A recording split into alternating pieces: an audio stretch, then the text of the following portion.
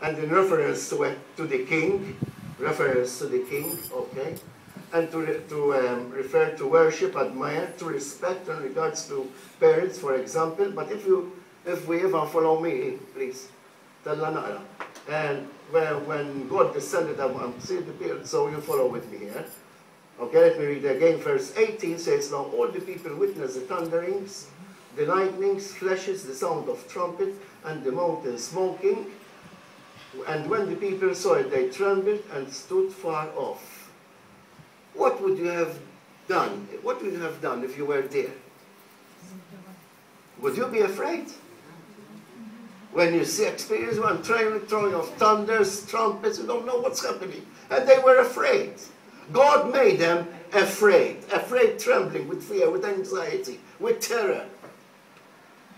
And Moses said to them, there's no reason to be feared, because God is using this example on you so you don't sin. You stay away from fear. He was telling them you have to be more afraid than sin than the presence of the Lord. You see? We might be afraid by what we see, you know, what we experience. But God, as we said, will never leave you or forsake you. But let's go back to the fear. That means reverence here. I'm going to talk about that, okay?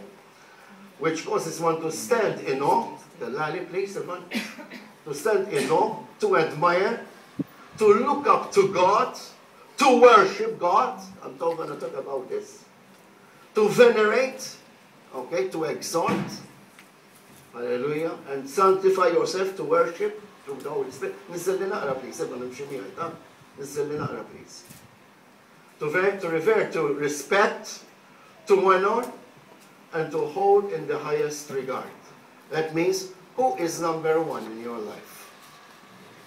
Is it your job, your own life? Your family, your wife? Who is number one in your life? You see, the role in the life of a believer, we are called by Jesus to fear God and not man. You see, the church, the early church, walked in fear of the Lord. We read in Acts 9:31.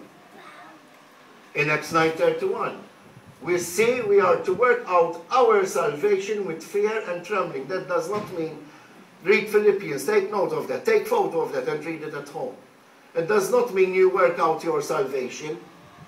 No one can work out his salvation or her salvation. You are saved through Christ.